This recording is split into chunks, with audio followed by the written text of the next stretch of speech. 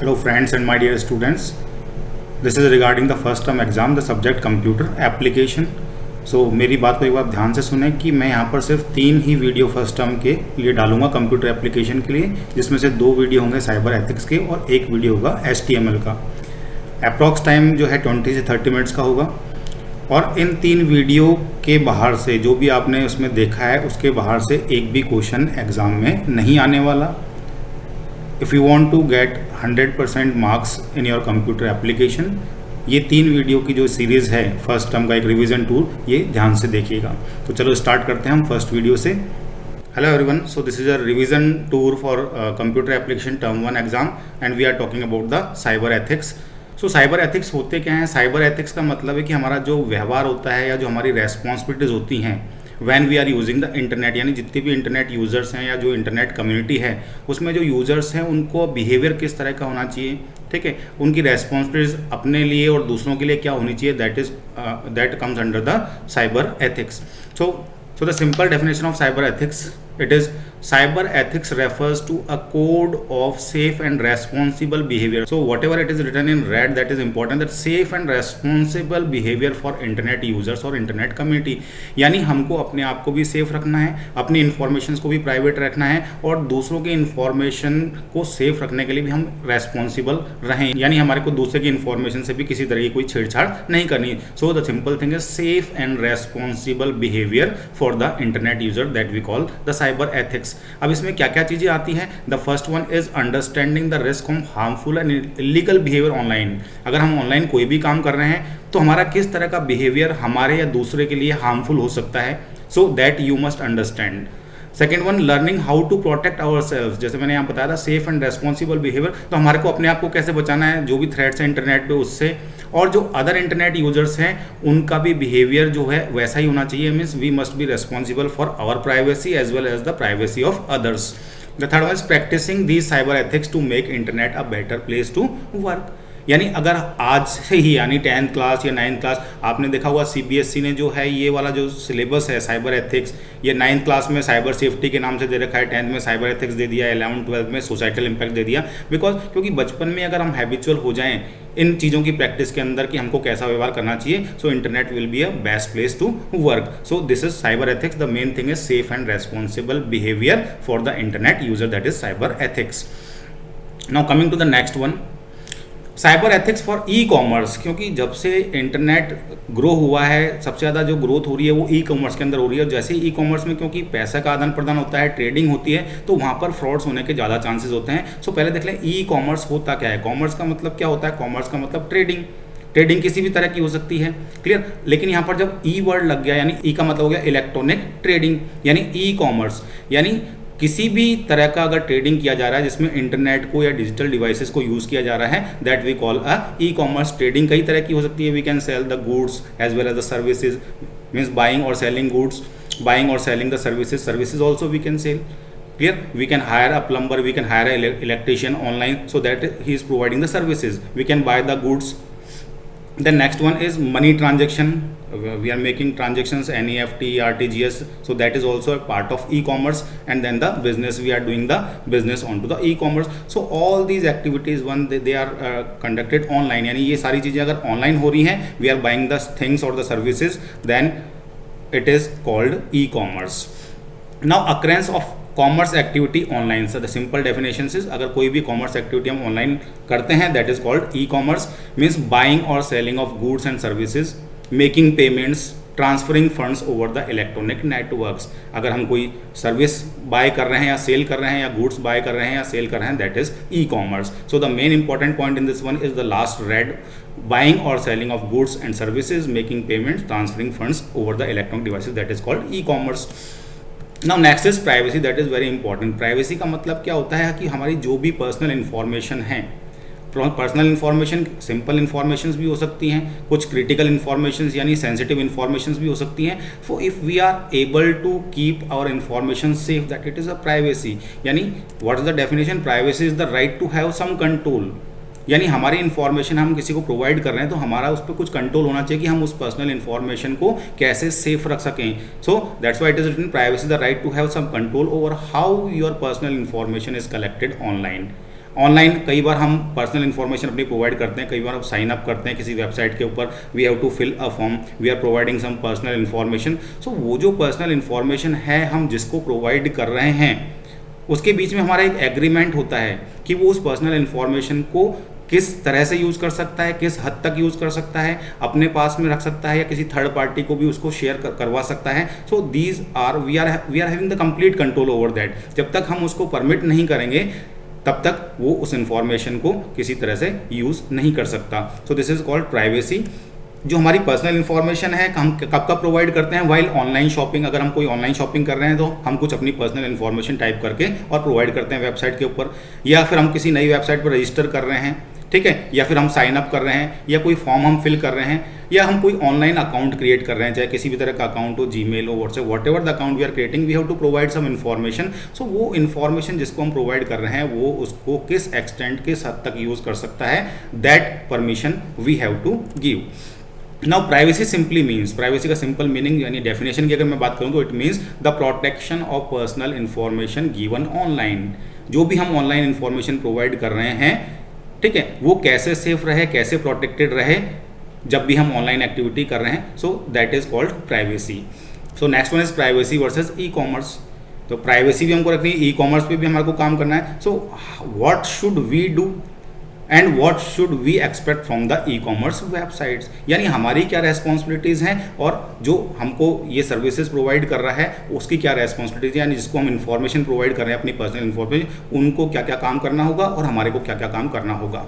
So we can say it is related to a company policy on the users data, यानी हमारा जो data हम company को provide करते हैं, then one policy that is the company's policy, उसमें सारा एग्रीमेंट लिखा होता है कि वो जो हम डेटा प्रोवाइड कर रहे हैं उसका किस तरह से यूज़ किया जाएगा, किस हद तक यूज़ किया जाएगा, शेयर किया जाएगा या नहीं, everything it is written in to the agreement. लेकिन हम एग्रीमेंट पढ़ते नहीं, हम तो सिर्फ एग्री कर देते हैं। So that agreement it contains everything कि what will be done with your data. So an important factor of privacy is the customer's consent. अब यहाँ पर सबसे मेन चीज़ है कस्टमर कंसेंट, यानी जब तक हम अपनी तरफ से कंसेंट नहीं देंगे तब तक उस इन्फॉर्मेशन को जो भी वेबसाइट का ओनर है, जिस पोर्टल पे हम काम कर रहे हैं, ठीक है, या जो भी हमसे इन्फॉर्मेशन मांग रहा है, जिसको हम इन्फॉर्मेशन प्रोवाइड कर रहे हैं, वो उसको यूज़ नहीं कर सकता जब तक हम अपनी कंसेंट ना दें, जब तक हम उसके लिए टर्म्स एंड कंडीशंस के लिए एग्री ना हो। सो पहली बात तो है कि जब हमने अपनी प्राइवेट इन्फॉर्मेशन दी तो कस्टमर को ये चॉइस दी गई थी कि नहीं दी गई थी कि आपकी इन्फॉर्मेशन को किस तरह से यूज़ किया जाएगा। आपको एग्रीमेंट यानी वो प्राइवेसी पॉलिसी आपको दिखाई गई थी या नहीं दिखाई गई थी। So whether the customer is given a choice to decide yes और no. What information can and can not be used, यानी आपने जो भी इन्फॉर्मेशन दी उसका कौन सा पार्ट यूज़ किया जा सकता है, कौन सा पार्ट यूज़ नहीं किया जा सकता, यानी सिंपल सा मीनिंग है किस हद तक उस इन्फॉर्मेशन को यूज़ किया, यानी कहाँ तक उस इन्फॉर्मेशन को यूज़ किया जा सकता है। And what information can be shared? Suppose I have given information to some company, so that company is using my information for any type of work, but whether that company will share that particular information to the third party, क्या उस information को third party को भी share, that is also written into the agreement। और अगर use कर रहा है और या फिर शेयर की जा रही है कंपनी से information, at what extent the information will be shared और use, everything is written in that privacy policy और the company's policy before we are accepting or denying for that one.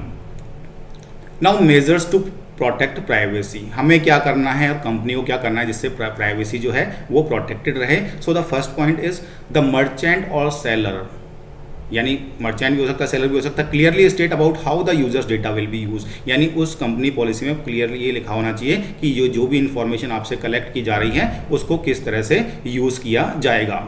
The second duty of the merchant is the merchant or seller ensure that the user has gone through the terms and condition before making any transaction, यानी ये assure कर ले, क्योंकि ये assure कब होगा जब हम एक्सेप्ट कर लेंगे उसको, जो भी हमारी जो कंपनी की पॉलिसी हमने उसको एक्सेप्ट कर लिया। सो ये श्योरिटी होगी कि the merchant ensures that the user has gone through the terms and conditions before making any transaction. हालांकि हम लोग उस चीज़ को पढ़ते नहीं है, लेकिन हमने एक्सेप्ट कर लिया तो कंपनी ने ये मान लिया कि the customer is agree with this agreement. Okay, the next one is the merchant must assure the user about data safety, assurity देनी चाहिए कि आपका जो डेटा रहेगा वो सेफ रहेगा।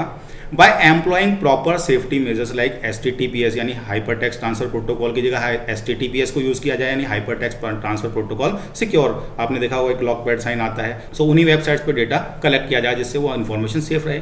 और द यूजिंग ऑफ SSL यानी secure socket layer, that is encrypted link between the web server and the web browser. So that is these are the duties of merchant. हमारी सिर्फ इतनी ड्यूटी है कि हम एग्रीमेंट को एक बार पहले अच्छे से पढ़ लें, उसके बाद में ही कंसेंट दें। सो ये 3 ड्यूटीज़ तो हो गई किसकी, मर्चेंट की। अब हमारी ड्यूटी क्या है, जिसको हम कई बार इग्नोर कर जाते हैं, the user must go through terms and condition before providing any sensitive information to the merchant और द सेलर।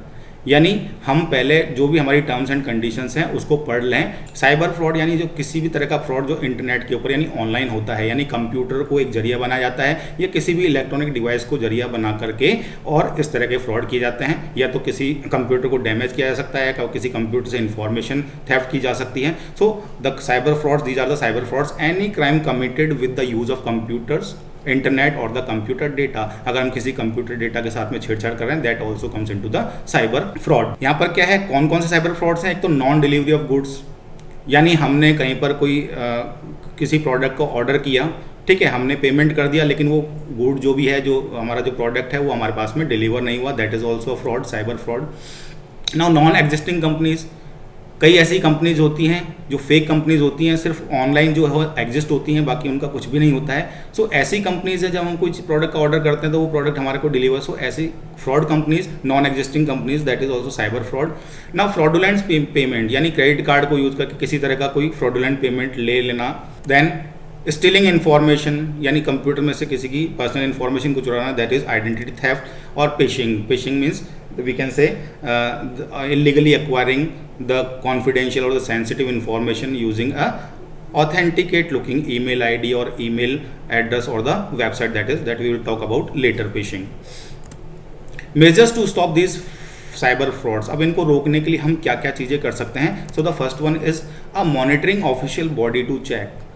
अब हम तो कैसे पता लगा सकते हैं कि ये जो नॉन एग्जिस्टिंग कंपनी है या एग्जिस्टिंग कंपनी है। सो इसके लिए क्या है, गवर्नमेंट को एक ऑफिशियल बॉडी बनाई जाए जो सेंसिटी चेक करे ई कॉमर्स कंपनी की जो भी वेब के ऊपर एग्जिस्ट है, और जैसा प्रोडक्ट हमको दिखाया गया था डेमो के अंदर, जैसे हम कोई प्रोडक्ट किसी भी अमेजोन से खरीदते हैं तो we can see the product, हम जूम करके उसको देख सकते हैं। सो जैसा वो दिखने में है, जो जो उसके अंदर स्पेसिफिकेशन दे रखी हैं, ठीक है, वो सारी की सारी जैसा उसने बताया वैसा का वैसा ही हमारे को डिलीवर हो। ऐसा नहीं कि हमने प्रोडक्ट कोई और ऑर्डर किया, हमारे पास में डिलीवरी किसी और प्रोडक्ट की आ जाए। सो इसके लिए एक ऑफिशियल बॉडी बनाई जानी चाहिए। The second one is strong security mechanism payment, यानी जो भी पेमेंट गेटवे इंटीग्रेशन के थ्रू जो पेमेंट होता है, that must be very secured to prevent stealing of crucial और सेंसिटिव इन्फॉर्मेशन की हैकर्स उसमें से अपने जो सेंसिटिव इन्फॉर्मेशन हम प्रोवाइड करते हैं पेमेंट गेटवे इंटीग्रेशन के ऊपर, सो वो कोई चुरा ना ले। The next one is official guideline safeguard on the selling of the users data to third party, यानी मैंने अगर अपना डेटा किसी कंपनी को दिया तो वो उस डेटा को थर्ड पार्टी को बेचेगा तो क्या एग्रीमेंट पे बेचेगा, that must be very clear.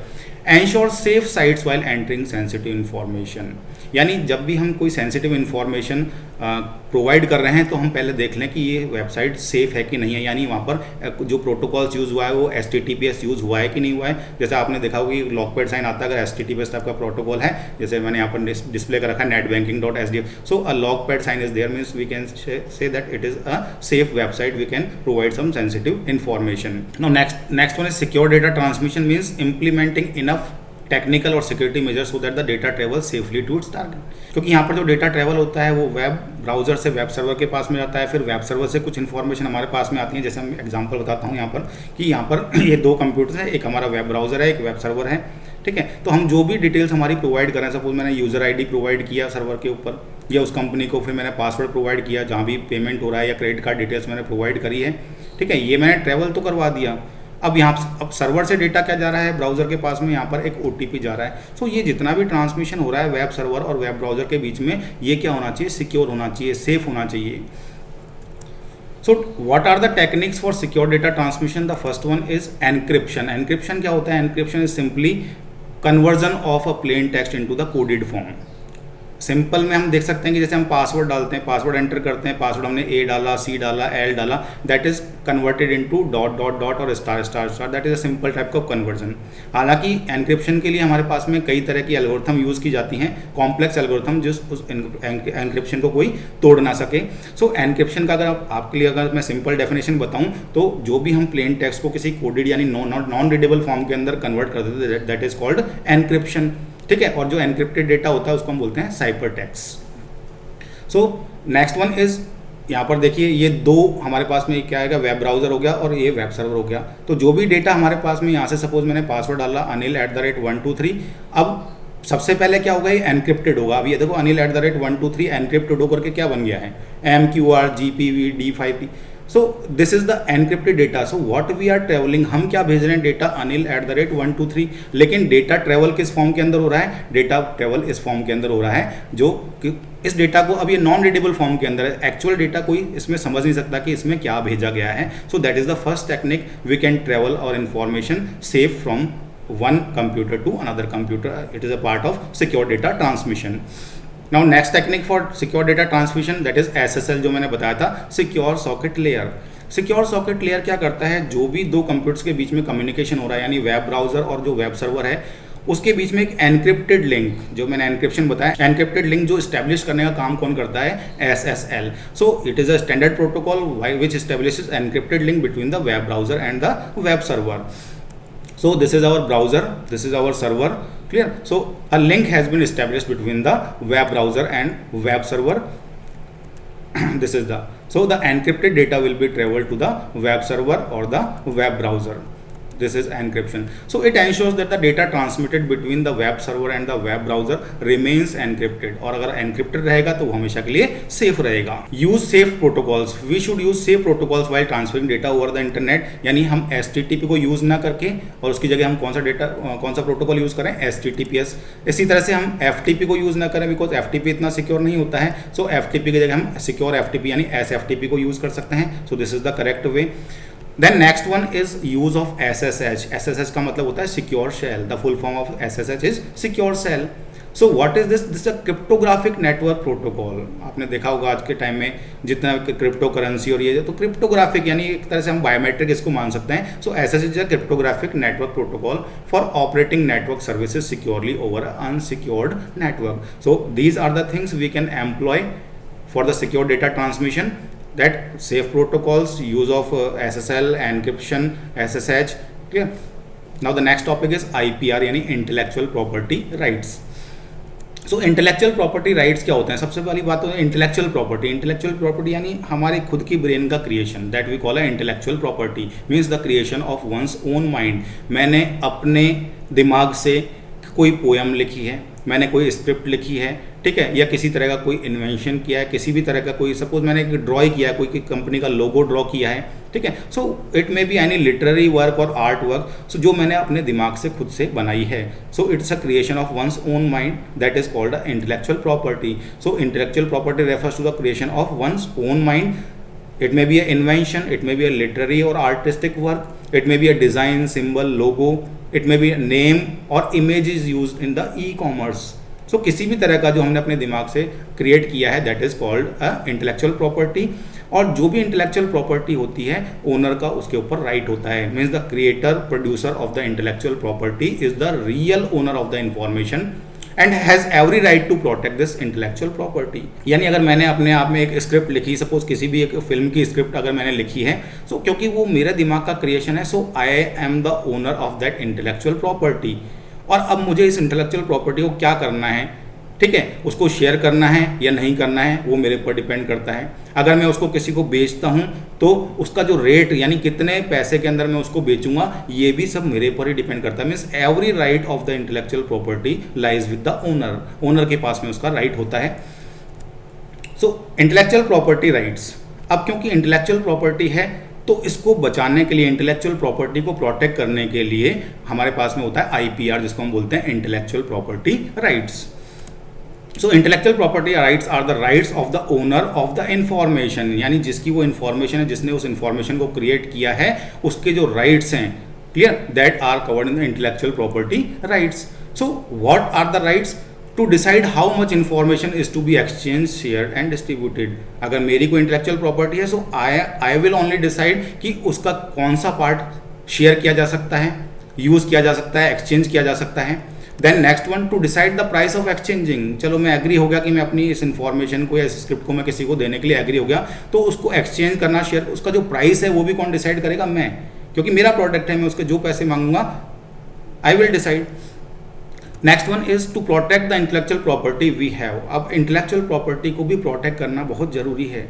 अगर हम इंटेलेक्चुअल प्रॉपर्टी को प्रोटेक्ट नहीं करेंगे तो हमारे पास में एक से एक नए नए इन्वेंशंस नहीं आएंगे, नए हमारे पास में सॉफ्टवेयर वर्जन्स नहीं आएंगे, अच्छी अच्छी मूवीज़ हमको देखने को नहीं मिलेगी, क्योंकि डुप्लीकेसी हो जाएगी। तो जो ओनर है जिसकी इंटेलेक्चुअल प्रॉपर्टी है उसको तो कोई बेनिफिट नहीं हो रहा है, तो वो अच्छे प्रोडक्ट वो कैसे बनाएगा?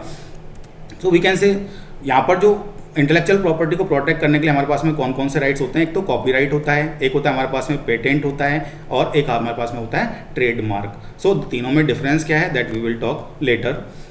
सो फर्स्ट वन इज कॉपीराइट। तो कॉपीराइट क्या होता है कि जो भी हमारी ओरिजिनल इन्फॉर्मेशन होती है, जो ओरिजिनल प्रोडक्ट होता है, उसको प्रोटेक्ट करने के लिए हमारे को दिया गया है कॉपीराइट। और ये जो कॉपीराइट होता है ये ऑटोमेटिकली ही ओनर को ग्रांट हो जाता है, यानी हमारे को किसी तरह का कोई अप्लाई करने की जरूरत नहीं है। मैंने क्रिएट किया है, it is automatically granted to me. जो कॉपीराइट हमारे को कौन कौन से प्रोडक्ट्स के ऊपर मिलता है, जैसे लिटरेरी वर्क है, या ड्रामेटिक वर्क है, म्यूजिकल वर्क है, या आर्टिस्टिक वर्क है, सिनेमाग्राफी है, ठीक है, या फिर साउंड रिकॉर्डिंग्स है, या फिर हमारे पास में मतलब कई ऐसी कैटेगरीज इसमें हमको यहाँ पर कॉपीराइट एक्ट मिलता है। It is granted automatically to the owner of the information, means we need not to go to any government office for taking this copyright. हालांकि हम चाहें तो ये ले सकते हैं कॉपीराइट अपने जो भी इंटेलेक्चुअल प्रॉपर्टी उसको प्रोटेक्ट करने के लिए, but it is automatically granted to the owner of the content. Now next one is trademark. अब ट्रेडमार्क में कौन कौन सी चीज़ आती हैं? ट्रेडमार्क इज अ वर्ड और ग्रुप ऑफ वर्ड्स और सिंबल्स और कॉम्बिनेशन ऑफ दीज।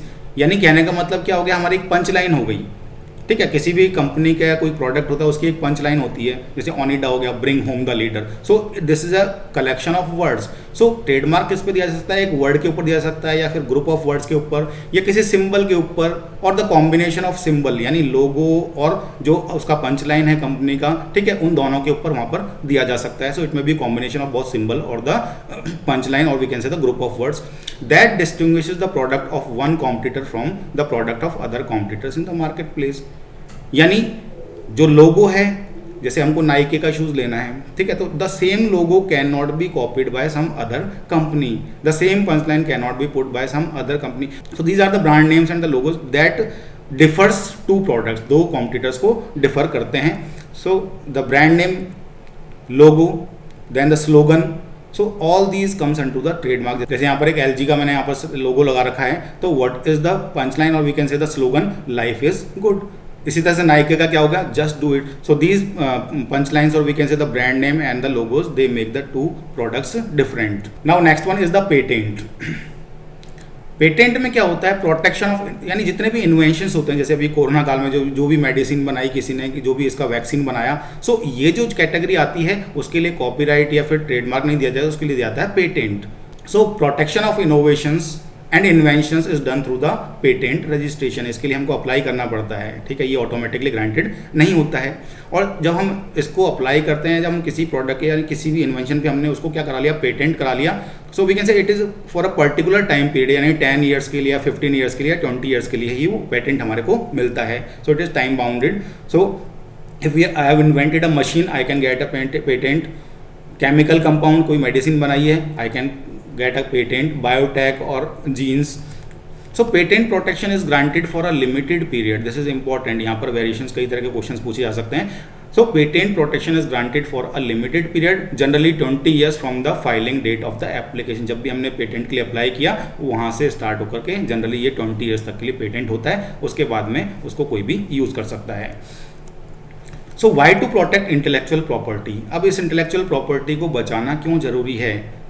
क्योंकि हमको आगे ग्रो करना है, ठीक है, हमको नए नए प्रोडक्ट्स चाहिए, हमको नए नए वर्जन्स चाहिए, हमको बढ़िया बढ़िया product. So we have to protect this intellectual property. The first one is drives economic growth and competitiveness. अगर इंटेलेक्चुअल प्रॉपर्टी को प्रोटेक्ट नहीं करेंगे तो ये जो ड्राइव है कॉम्पिटिशन की और जो इकोनॉमिक ग्रोथ है वो वहीं पर ही रुक जाएगी।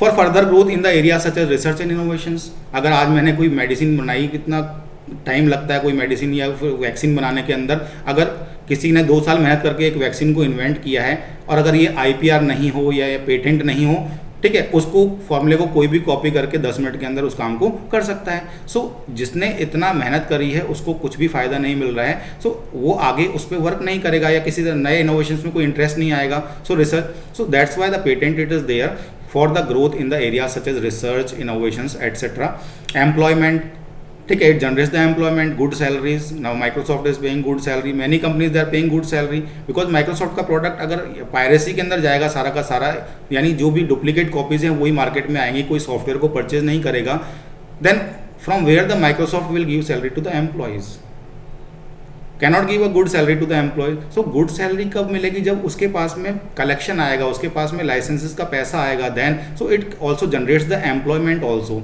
That's why we must protect the intellectual property.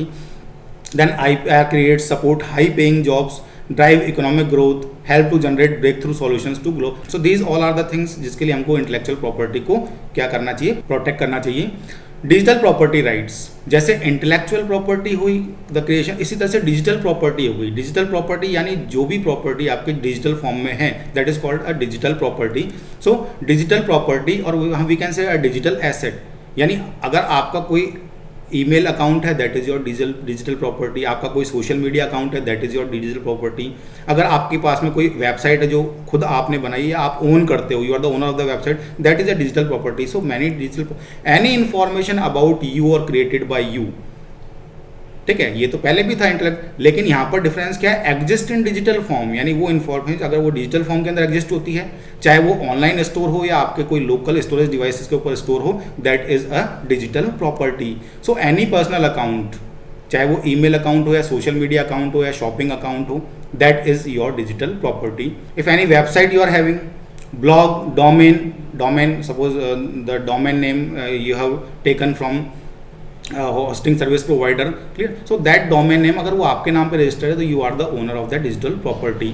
So that domain that you own, manage, register on your name. और intellectual property, ऐसी इंटेलेक्चुअल प्रॉपर्टी जो क्या है डिजिटल फॉर्म के अंदर हो, यानी कोड सॉफ्टवेयर, आपने कोई सॉफ्टवेयर बनाया हो, कोडिंग करके किसी तरह का कोई सॉफ्टवेयर डेवलप किया हो, क्लियर, जो आपने बनाया means you are the owner of the digital property. Now जैसे ईमेल अकाउंट हो गया, सोशल मीडिया अकाउंट हो गया, स्टोरेज अकाउंट हो गया, shopping account, website, software, domain, all your digital property are collectively known as digital estate. यानी आपकी जितनी भी डिजिटल प्रॉपर्टीज़ हैं, ठीक है, जो भी आपके अकाउंट्स हैं, सॉफ्टवेयर्स हैं, डोमेन्स हैं, ब्लॉग्स हैं, उन सबको मिला करके हम बोलते हैं that is your digital estate. Digital property rights live with the owner. अभी जैसा हुआ पता है इंटेलेक्चुअल प्रॉपर्टी, यहाँ पर जो डिजिटल प्रॉपर्टी है उसके जो भी राइट्स होते हैं वो किसके पास में होते हैं, ओनर्स के पास में, यानी जिसने उस डिजिटल प्रॉपर्टी को क्रिएट किया है। यानी अगर मैंने कोई सॉफ्टवेयर बनाया है, आई am the owner of that software, clear, I have the rights, every right over that software.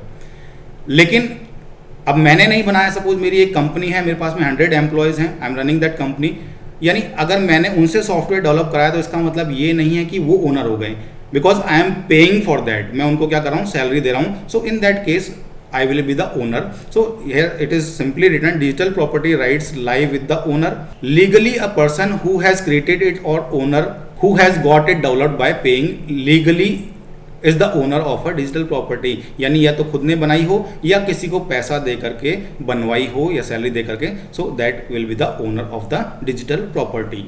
Now threats to digital property, कौन कौन से यहाँ पर थ्रेट्स होते हैं? जैसे हमारे पास में इंटेलेक्चुअल प्रॉपर्टी को थ्रेट्स होते हैं, इसी तरह से डिजिटल प्रॉपर्टी को भी थ्रेट्स होते हैं, क्योंकि आजकल काफ़ी ज़्यादा पायरेसी चल रही है। आप कीचन पे जाएंगे, क्रैक्स मिल जाएंगे सॉफ्टवेयर के, आपको परचेज करने की जरूरत नहीं है। So these are the threats to digital property. First one is digital software penetration tool, यानी हम किसी सॉफ्टवेयर को क्रैक कर सकते हैं, उसकी की जनरेट करवा सकते हैं। Many software available on to the internet that we can penetrate the software, we can crack the software, so we will not have to pay to the owner of that one. So this is a threat to the digital property. Next one is stealing, यानी चुराना, and plagiarism is also the same thing, means copying the contents of someone else and showing it as your own, that will come later. So codes for your digital property, यानी आपके source code को, जो भी आपने coding करी है उसको कोई चुरा सकता है, उसको मॉडिफाई करके अपना खुद का एक वर्जन दे सकता है।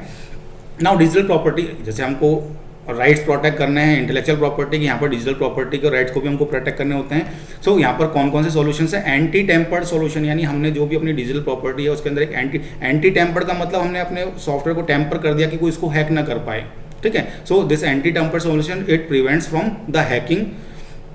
रिवर्स इंजीनियरिंग मीन्स उसमें किसी तरह का कोई मॉडिफिकेशन ना कर पाए, आपके जो भी उसको कोई मॉडिफाई करके और कोई दूसरा वर्जन या उसको चेंज ना कर पाए सॉफ्टवेयर को। सो that is called reverse engineering. So anti tempered solution it is a host of advanced technology to prevent hackers from hacking then reverse engineering or cannot be modified.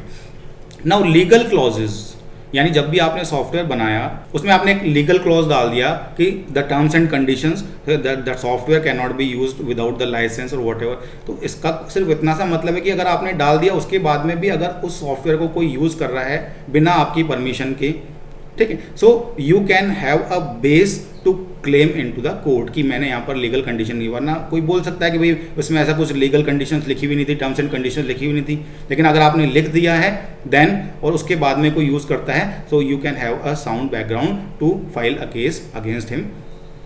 Limit the sharing of your software code, यानी जब भी आप जो भी software बना रहे हैं उसके जो सोर्स कोड है उसको किसी के साथ में शेयर ना करें। अगर शेयर करना जरूरी है, अगर कोई टीम वर्क है तो अपने जो ट्रस्टेड हैं, जो फेथफुल हैं, उन्हीं के साथ में उसको शेयर करें। So limit the sharing of your source code only with trusted individuals who are a part of a development team. जो उसमें आप जो सॉफ्टवेयर डेवलप कर रहे हैं उस टीम का अगर कोई हिस्सा है then you can share the source code.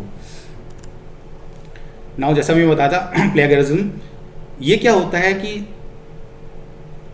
The simple definition what it says, the copying the contents of someone else, यानी किसी दूसरे के कंटेंट को आपने कॉपी कर दिया और अपनी तरह रिप्रेजेंट कर दिया कि ये मेरा क्रिएशन है। जैसे स्कूल में स्टूडेंट्स करते हैं, आपको कोई प्रोजेक्ट दिया है किसी टॉपिक पे बनाने के लिए, what you are doing, you are going to the Google पे आप सर्च करते हैं, वहाँ से कॉपी करके पेस्ट कर देते हैं एंड नीचे लिख देते हैं सबमिटेड बाय XYZ, आपने अपना नाम लिख दिया। सो वो जो क्रिएशन है वो किसी और का है, आपने उसको अपना रिप्रेजेंट कर दिया, सो that is also a crime. अगर आप उसको क्रेडिट नहीं देते हैं जिसका आपने कंटेंट यूज किया है, so that is it is called plagiarism. So stealing of someone else intellectual property, किसी और का लिखा हुआ, किसी और का बनाया हुआ, उसको आपने क्या कर दिया, चुराया, या वो idea work lit and representing it as your own, और आप उसको अपना बता रहे हैं कि ये मैंने क्रिएट किया है, even without citing the source of the information और द ओनर। यानी अगर आप उसका नाम भी मेंशन करते हैं that will become in partial plagiarism, लेकिन आप नाम भी मेंशन नहीं कर रहे हैं कि ये कंटेंट जो ओरिजिनली कंटेंट जो है वो किसका है, इसका ओनर कौन है। So this is a crime that we call plagiarism. Even failing in credit or acknowledging the contribution of others in a collaborative work, यानी अगर कोई कोलैबोरेटिव वर्क है तो उस कोलैबोरेटिव वर्क के अंदर जितने भी लोगों ने हिस्सा लिया, सपोज एक फिल्म मेकिंग के अंदर देखते हैं वहाँ पर हमारे पास में कोरियोग्राफर भी होता है, सिंगर भी होते हैं, मेकअप वाले भी होते हैं, यानी जो भी उसमें कैमरा मैन हो गया कुछ, सो जो हर उसका जो पार्ट है टीम का, उसका नाम वहाँ पर आप मूवी खत्म होने के बाद में वो चलते हैं। वो इतने नाम क्यों होते हैं? बिकॉज जो भी उस टीम वर्क के अंदर या कोलैबोरेटिव वर्क के अंदर इन्वॉल्व है, अगर उसका नाम वहाँ पर मेंशन नहीं है, so that also comes into the plagiarism. So even failing in giving credit or acknowledging the contribution of others in a collaborative work is also plagiarism or offense. Now copyright infringement and violation of author's right to be credited are both civil and criminal offenses. So copyright infringement यानी हमने use ही नहीं किया या author का जो है उसका नाम हमने वहाँ पर मेंशन नहीं किया, सो ये जो कंसिडर होता है that is civil or that can be considered in civil and criminal offences. So civil suit can be constituted and criminal charges may be filed against you if you are doing so. So friends, आज के इस video में सिर्फ इतना ही। जो remaining part है chapter का that will cover in the next video. So if you want to get the notification please subscribe the channel and press the bell icon. तो नेक्स्ट पार्ट में हम पढ़ने वाले हैं जो हमारे पास में ओपन सोर्स फिलॉसफी है, यानी फ्री सॉफ्टवेयर्स क्या होते हैं, फ्रीवेयर क्या होता है, शेयरवेयर क्या होता है, ओपन सोर्स सॉफ्टवेयर्स क्या होते हैं, फ्लॉस क्या होता है, और इनके लिए जो लाइसेंसेज होते हैं जैसे जनरल पब्लिक लाइसेंस, ठीक है, एक अपाचे लाइसेंस, इसके बारे में हम अपने नेक्स्ट इसका जो नेक्स्ट वीडियो आएगा उसमें देखेंगे। So thank you very much for watching the video. Have a great day.